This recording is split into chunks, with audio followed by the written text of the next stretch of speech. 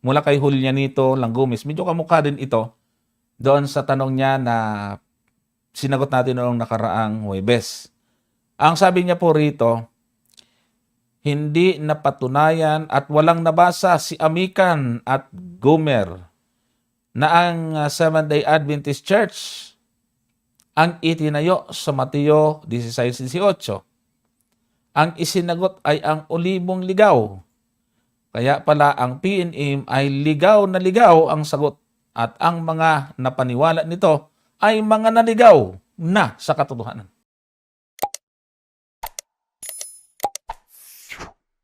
Ayan, nagtanong kasi sa atin kung sinong church na nandyan sa Mateo 16:18 at tumutol po ito. Ito po isang iglesia ni Cristo, si Brother Julianito Langgumis. Okay naman tong kausap, no? Okay, so, sasagutin ho natin ito, hindi doon sa kaparaanan na alam niya at ano ang alam niyang paraan. Gusto niyang basahin word for word. Kasi, pansinin nyo, walang nabasa si Amican at si Gomer ng Seventh-day Adventist siyang itinayo sa Mateo 16:18. Ang gusto niya basahin, yung batalata, Seventh-day Adventist ang itinayo ni Kristo sa Mateo 16:18. Parang ganon. Ang tanong, kung siya, alam ko namang iglesia ni Kristo siya nabasa din ba yan? Diyan, na ang iglesia ni Kristo ang itinayo sa 16:18. Pakibigsan nga, Brother Erwin, yung talata. At para sa kaalaman ng marami, ang interpretation ng ating mga kaibigan na mga INC, mawalang galang po, ano? Ito pa yung tanong ng inyong kaanib. Ang kanilang interpretation ay hindi rin tutugma sa hinihingi ng nagtatanong at lalo na itong nagbigay ng katanungan si Brother Julianito Langgumis na hindi rin tutugma. Bakit? Sa mga narinig ko at nabasa ko ayon sa mga babasahin ng ating mga kapatid na INC, hindi sila yung nandyan sa Mateo 16:18. Hindi po kayo yan, sabi ng inyong mga ministro nangangaral. Bakit? Natalikod na yan Natalikod. Kasi kung kung kayo yan, ay anong silbi ni Ginoong Felix Manalo? Kaya ang kanilang interpretation sa Iglesia ni Cristo, natalikod yan at lumitaw sa malayong silangan. Doon lumitaw ang Iglesia ni Cristo ngayon. Kaya hindi rin tatama, kumbaga parang panunubok na lang yung tanong na ito, Brother Gomer, na hindi raw nabasa. Mga kapatid, hindi ho tayo nagkiklip at hindi po tamang batayan yung salitang babasahin ng word for word. Tinutulan niya yung Olibong Ligaw, kaya daw naligaw. Iyon nga ang katunayan Ngayon nga ang patunay kung paano natin maiuugnay yung Olibong Ligaw dyan sa Mateo 16:18. Sapagkat paulit-ulit na po nating ginagamit ito sa nakaraan nating mga broadcast. Kung ano ang nakasulat dyan sa Mateo 16:18, ang sabi po, at sinasabi ko naman sa iyo na ikaw ay Pedro, at sa ibabaw ng batong ito ay itatayo ko ang aking iglesia. At ang mga pintuan ng Hades ay hindi magsisiparig laban sa kanya. Dito nga, sablay na kaagad Ayon po dyan, ang pintuan ng Hades ay hindi magsisipanaig laban dyan sa iglesyang itinayo ni Kristo sa ibabaw ng bato. Kasi para sa mga INC, yung church na yan, natalikod. Ay di, yung pintuan ng Hades ay nagsipanaig kung yan ay namatay at nawala. So nakita ho ninyo mga kapatid.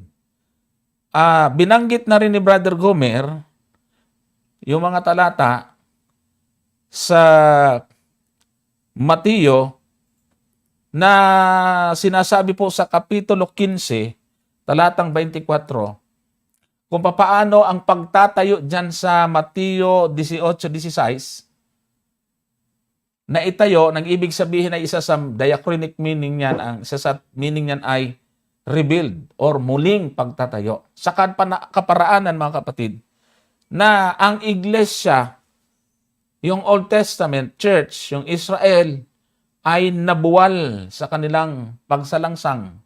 Sila po ay bumagsak, kaya may hula na muling itatayo ang tabernakulong iyan. At ang pagtatayo na ginawa ng Panginoon dito ay muling paghanap o pagpapanauli sa mga naligaw na tupa sa bayan ni Israel. Ito po yung sinasabi sa 15:24 ng Mateo. Datapat siya ay sumagot at sinabi, hindi ako sinugo, kundi sa mga tupang nangaligaw sa bahay ni Israel. Yung primary, yung pangunahin muna, na layunin ng ating Panginoon, bagaman ang kaligtasan ay hindi lang para sa Israel, pero una muna niyang hinanap ang mga tupang naligaw sa bahay ni Israel. At ito ang pinaniwalaan po natin na paraan na binabanggit sa 16-18 ng pagtatayo. Hinanap niya. Kaya ang mga alagad ay halos po, maliban kay Judas, kay Lucas, ay lahat yan ay mga Hudyo, mga Israelita. Yun ang ginamit niya para hanapin yung mga tupang nangaligaw sa bahay ni Israel. Kaya, mamaya may ibibigay na talata si Brother Gomer kahit na nauulit na kung papaano yung mga naligaw, papaano hinanap, mga kapatid at mga kaibigan. At dyan, sa church na yan yung iglesia sa ilang, yan yung tunay na puno na sinasabi sa Roma 11, na tayong mga hintil, idinugtong tayo dyan. Kaya wag ho ninyong isipin ang Biblia parang dyaryo na direkta, letra por letra, inire-report. Hindi po yan comics or kaya ay isang bagay na gusto nyong word for word laging mababasa. Kapag binalik po sa inyo sa ibang mga samahan, hindi rin naman nila mababasa. Kaya wala kang mababasa talata, Brother Gomer, na ang iglesyang ito at tinayo ni Kristo, walang ganun eh. Manapa, ang daming mga katawagang iglesia sa Biblia. Iglesia ng Diyos. Iglesia ng Diyos kay Kristo Jesus. Iglesia sa ilang, iglesia ng mga hintil. Iglesia ng mga panganay, kung ano-ano pa. Ay, ang dami. Iba-ibang iglesia ba yan? Hindi, isa lang eh. Bakit maraming katawagan? Kasi lahat yan ay sa Diyos. Ang iisang pangalan na dapat natin panghawakan, 11:28 ng Gawa, ang Kristiyano. Yan, ho. Kaya tayo ay nasa Christian religion na may iba't ibang denomination na kinabibilangan. At doon hahanapin at susukatin sa pamagitan ng aral. Hindi ko na dadagan muna ito kasi meron pong mga ilalatag na mga talata si Brother Gomer na binanggit niya ng una. Para lang, hindi man tumanggap ng sagot si Brother Langgomis, at least yung mga nanonood sa atin ay maintindihan nila kung gaano kalinaw na tayo po na Seventh Adventist ang tamang konektado doon sa church. Hindi sa Mateo nagsimula. Sa Old Testament, nagpatuloy, muling itinayo ng ating Panginoong Jesucristo, at nagpatuloy po yan hanggang doon sa Apokalipsis 12:17 na ang tawag ay nalabing iglesia. Brother Gomer, sa iyo ang panahon. Maraming salamat, Brother Johnson. So, bago ko umpisahan, Brother Johnson, gusto ko munang i-address yung kanyang sinabi na ulibong ligaw, kaya daw nagkaligaw-ligaw. Ano? Yan ang sabi niya, oh, ang sinagot ay ang ulibong ligaw. Kaya pala ang PNM ay ligaw na ligaw. Mali kayo, kapatid. Alam niyo kung bakit?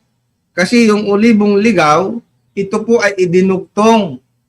Kaya hindi po siya naligaw. Yung mga ayaw pong magpadugtong ay talagang mananatiling ligaw. Iyo. Dali. Yun po yung dapat ninyong makita. Tayo bilang mga hintil na mga ulibong ligaw ay idinugtong. Pero kung ikaw ay hintil at ayaw mong maidugtong, ay mananatili ka talagang ulibong ligaw. At yan ay mababasa natin sa Roma 11, ang talata ay 17. Ang sabi niya rito, datapat kung ang ilang mga sangay nangabali at ikaw na isang ulibong ligaw ay isinanib. Ay paanong naligaw ito kung isinanib, Brother Johnson? Dapat po yan ang inyong tutulan. Yung ulibong ligaw na isinanib, patunayan nyo na ito'y naligaw. Mali. Kasi nga, bagamat ito po ay ulibong ligaw ang tawag ni San Pablo, ito po ay isinanib sa kanila. Kanino? Doon sa mga totoong bayan ng Diyos. At ang sabi diyan, at ikaw ay naging kabahagi nila sa ugat. Paanong naligaw ito, Brother Johnson? Naging kabahagi. No? Naging kabahagi nila sa ugat ng katabaan ng punong olibo. O nakita mo yan. At kung itataas mo sa talatang 16, ano ang mangyayari dito sa olibong ligaw na naikabit? O pansinin mo. At kung ang pangunahing bunga ay banal, abay gayon din ang lahat. At kung ang ugat ay banal, gayon din ang mga sanga. So yung mga sanga na idinugtong, bagamat ulibong ligaw ang tawag, abay nung sila'y maidugtong, Brother Johnson, ay naging mga sanga. At ang sabi dito, kung ang ugat ay banal, ay anong mangyayari dun sa mga sanga? Banal Ay din. magiging banal. Napakaliwanag po niyan eh. Kaya nga, dun sa Apokalipsis, hindi po tayo maliligaw doon. Bakit? Kasi ang sabi rito, kung ang ugat ay banal, gayon din yung mga sanga. Ay tayong mga olibong ligaw, idinugtong tayo, kaya tayo ay naging mga sanga. Ngayon, ano ang mangyayari? Tayo ay magiging banal. Yun po yung magandang ano po diyan, tayo ay magiging banal. At ang sabi doon sa Apokalipsis 14:12, ano ang sabi rito? Narito ang pagtiyatyaga ng mga banal. Pansinin po ninyo, ano? Doon sa Roma 11, sa 17, idinugtong yung olibong ligaw at nung sila ay naidugtong, naging kabahagi at dahil yung ugat ay banal, yung mga olibong ligaw na naidugtong ay naging banal. Ano ngayon ang katangian nito? Ang sabi rito, narito ang pagtsatsaga ng mga banal ng mga nagsisitupad ng mga utos ng Diyos at ng pananampalataya kay Jesus. So napakaliwanag eh. At ito yung karakter ng iglesia na itinayo ni Kristo, Brother Johnson. Tama. At yung iglesia na yan na itinayo ni Kristo, hindi po yan bagong iglesia. Ito po kasi yung pagkakamali ng marami, Brother Johnson. Nung mabasa nila yung 16-18 ng Mateo, abay kanilang ipinagpalagay na before Mateo 16-18, wala pang iglesia. Yan po yung malaking problema, no? Sapagkat ang meaning ng iglesia, ito po ay sa Hebreo, kahal, no? Ang ibig sabihin assembly, ang ibig sabihin ay congregation. At alam po natin na ang bayang Israel, ito po yung tinatawag na iglesia sa ilang. At yan po yung bayan ng Diyos. Ngayon ang tanong, ano bang nangyari dito sa bayan ng Diyos? Alam po natin, hindi po maitatanggi ng kahit na sinong relihiyon, no? Maging ng mga Kristyanismo at yung iba pang mga, halimbawa kahit ng Islam, alam po nila na pinili ng Diyos ang bayang Israel noong una. Hindi po yan mapapasubalian. Ang tanong lang dyan ang sabi kasi nung iba dyan, Brother Johnson, ay wala na daw ang bayang Israel. Itinakwil na daw. Ay tutol po si Pablo dyan. Bakit? Kasi si Pablo mismo ang nagpapatunay na hindi itinakwil ng Diyos ang kanyang bayan. Ang sabi niya doon sa Roma, sa 11 ang talata ay 1. Ito po yung pagpapatunay ni Apostol Pablo na yung kanyang bayang Israel ay hindi na kailanman itinakwil. Anong sabi niya? Sinasabi ko nga, itinakwil baga ng Diyos ang kanyang bayan? Huwag nawang mangyari. Tutulan niyo po yan ngayon. Sapagkat ako man ay Israelita, sabi ni Pablo, sa binhi ni Abraham, na anak ni Benjamin. Anong sabi niya sa talatang 2? Hindi itinakwil ng Diyos ang kanyang bayan. Abay, ito ba'y malabong pananalita ni Apostol Pablo? Na ang sabi niya, hindi itinakwil ng Diyos ang kanyang bayan na nang una pa'y kinilala niya. Yan po yung pagpapatunay ni Apostol Pablo. Hindi niya itinakwil. Kaya nga, may hula. Ito po yung papansinin po natin dito mga kapatid. Ito yung titingnan po natin. Kung hindi itinakwil ng Diyos ang kanyang bayan, ano yung kanyang ginawa? Alam po natin na ang bayang Israel ay nagkasala sa Diyos, tumalikod sa Diyos. Sang-ayon dito sa isang talata ng Hoseas. Basahin po natin ang talata dito sa Hoseas sa 14. Ang talata po ay 1. Ang sabi diyan, sa Hoseas 14, ang talata ay 1. Basahin po natin. O Israel, sabi niya, manumbalik ka sa Panginoon mong Diyos sapagkat ikaw ay nabuwal dahil sa iyong kasamaan. Ang sabi po ni Propeta Hoseas. At kung babasahin pa natin itong isang talata ng dyan din sa Hoseas, sa Kapitulo 14, versikulo 6. Ang sabi naman po ay ganito, ang aking bayan ay nasira. Sabi niya. Oh. Sa 4:6, sa 4:6. Sabi niya, ang aking bayan ay nasira dahil sa kakulangan ng kaalaman.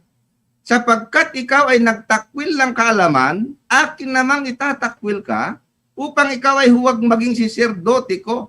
Yamang iyong nilimot ang kautusan ng iyong Diyos, akin namang kalilimutan ang iyong mga anak.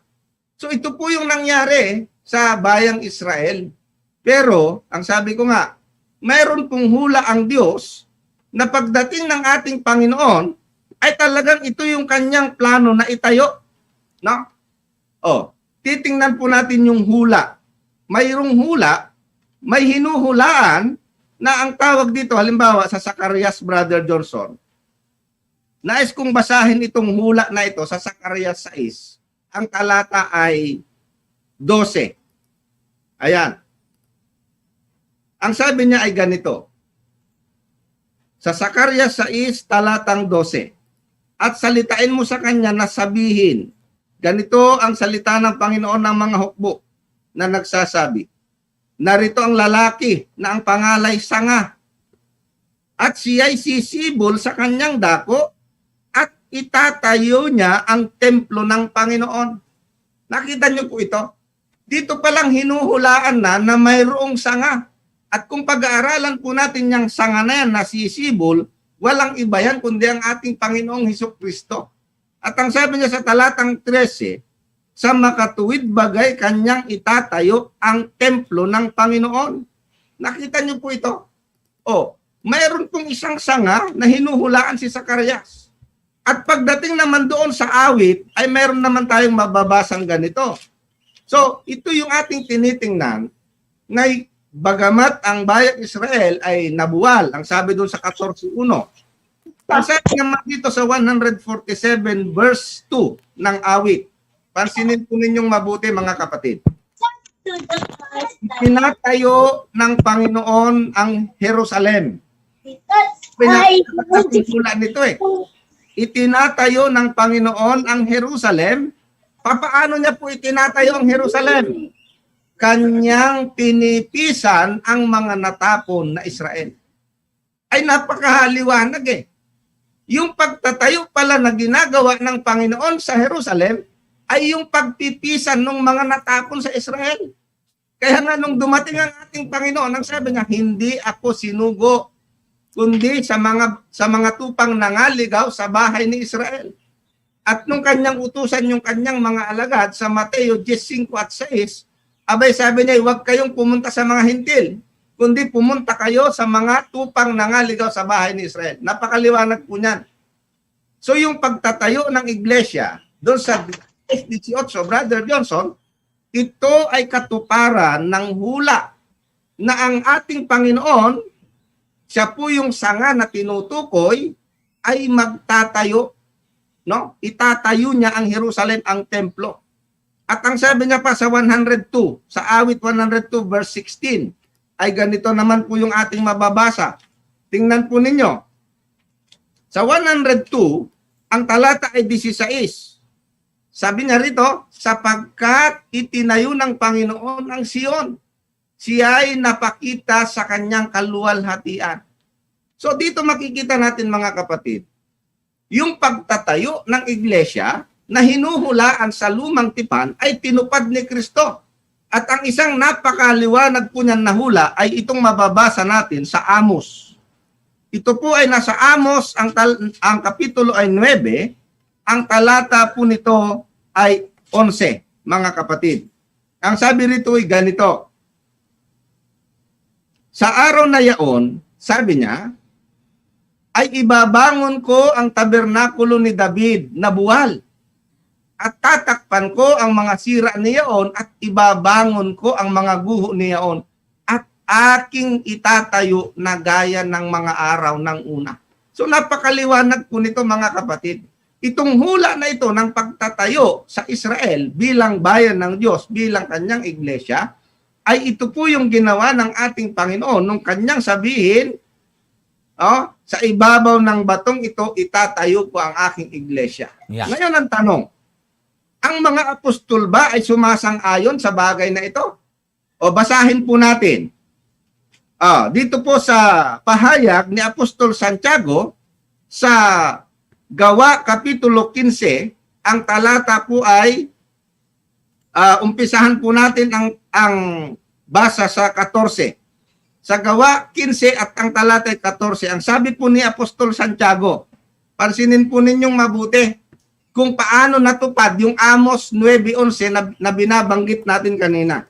Ang sabi niya, sinaysay na ni Simeon kung paanong dinalaw na una ng Diyos ang mga hintil upang kumuha sa kanila ng isang bayan sa kanilang pangalan. At dito'y nasasang-ayon ang mga salita ng mga propeta gaya ng nasusulat.